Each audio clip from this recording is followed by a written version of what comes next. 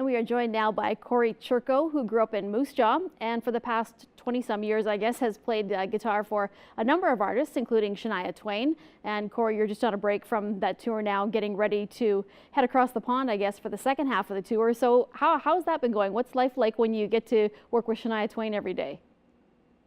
Well, I got to tell you, I feel very, very, fortunate to be able to play to crowds that are built in. All the arenas are full. You don't have to work very hard to get that payoff. And I see that you wore your Riders jersey today too, so there'll be a lot of happy people because, especially in Lloydminster, it's a split city, right? Half of it in Saskatchewan, half in Alberta. So a lot of Eskimos fans here. You might upset some of them, but got to stay true to your roots, right? That's right. That's right. Now, tell me about the connection to Lloydminster. I saw some photos on Facebook that the Washington Capitals Stanley Cup winning goalie Braden Holtby has one of your signature guitars. How did that all happen? Well, I know his mom through Facebook. Now, she was an artist way back in the 80s when my family band was traveling around. And so I sort of knew of her, but we never actually met until Facebook happened. So we just sort of started chatting through Facebook, and she started to see my guitar that I was releasing through Prestige Guitars. And she thought it'd be a great gift for the family to give to Braden for winning the Stanley Cup. How does that make you feel? I mean, I know you're a big hockey fan. I see all your photos on Facebook with, you've been to now almost every NHL arena. So how does it feel to see the Stanley Cup winning goalie with the cup and one of your guitars? It's probably one of the most goosebump moments of my life, to be honest. The picture of my guitar leaning against the Stanley Cup is definitely going up in my house. Going to print that one up for sure. It's amazing. Well, and maybe he could even be nice enough to sign it for you. He's a pretty nice guy, so I bet he'll. Yes, I did get to meet him in January when they played the Kings down here. So yeah, he's fantastic. So tell me a little bit about life on the road, Cory, with Shania and trying to work out a balance. Is it just go, go, go, and sometimes you don't even know what city you're in? Yeah, you sort of have to look at your itinerary and see where you are, because a lot of shows are back to back. So you might end one show and then you get on the bus right after the show and you drive to the next city. So when you're in a lot of the East Coast cities where everything's close together, then you definitely have to make sure you know where you are and not make a mistake when you're on stage and you're like, hello, Cleveland, but you're really in Cincinnati.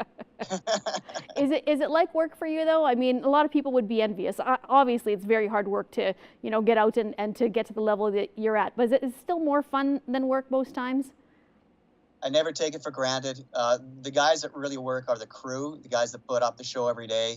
They're there from very early in the morning until late at night. And really, aside from the rehearsal, which is pretty grueling, once you get on the road, it's pretty easy. You show up for a couple hours in the day and you put on a great show. Like I said, it's really easy because the crowd is so into it and you feel really appreciated. So I can't complain at all. It's magic. All right, well, thank you, Cory. We'll be back with you next hour. And if you want to check out the social media, Twitter and Instagram at Cory Churko and also at Took Rocks. All right, back again with Cory Churko. Thank you so much for joining us, Cory. I know you're busy in the middle of the tour playing guitar with Shania Twain, but I want to talk about your other band, Took. I see that you have a new single coming out, and tell me a little bit about the band itself and when you actually have time to even play in this band. All right. Well, Took is a labor of love between me, Todd Kearns, and Brent Fitz, and Shane Gallus. Now, Todd and Brent both play with Slash right now. They're getting ready to go on his tour with Slash. Shane is from Innisfil, Alberta, so he's an Alberta boy. He's on tour with Bees right now in Japan, which is a super group in Japan. They sell out Tokyo Dome like 3 nights in a row. So we're all like these international musicians who live abroad and who love our roots and how we grew up. And so we decided to get together and make a record of all the songs that we grew up cutting our teeth on from, the old classic Canadian rock days. Now, what is the single that's going to be coming out? You say you had a tease today that you have a single coming out. Which song is that? Well, it's a secret right now. We're kind of alluding to it on our Instagram posts.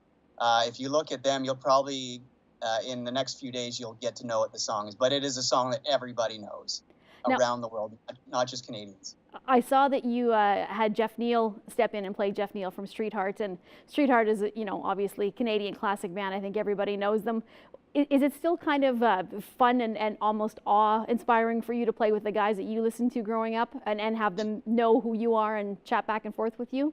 It's probably the biggest perk of starting up Took is getting the kudos from people like Bill Henderson, the lead singer of Chilliwack, from Barry Connors, the drummer from a band called Toronto. Of course, we all remember Your Daddy Don't Know. Jeff Neal, he's such a great guy. He filled in for me when I couldn't make a show when I was playing with Shania. And it was really cool for, to hear him playing the Streetheart tunes with Took, playing his old parts, So it really is magic when you can get the appreciation. Kim Mitchell said how much he likes the project. Ray McGuire from Trooper loves the project. So yeah, like I said, it's a labor of love, and it means extra when you can get those guys saying good things about it. And one more thing that's very important to you, Cory, is the fact that you're vegan. So I know on some of your social media posts you get the chance to promote that as well. Why is that an important way for you to live your life? Well, I just I couldn't.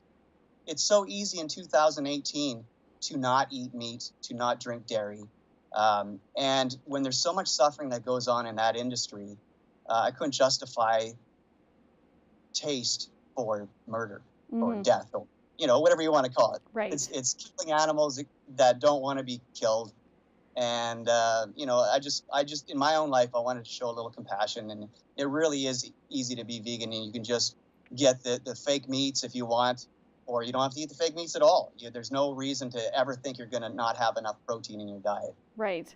Well, Cory, we're running out of time here. I very appreciate the causes that you're behind, just talking about them, talking about the bands and everything you're involved with, and having a good old Moose Jaw boy on the show. So thank you so much for taking the time to speak with us today. And once again, it's at Cory Churko and at Took Rocks. Cory, good luck with the rest of the tour with Shania. Thank you once again. Thanks so much.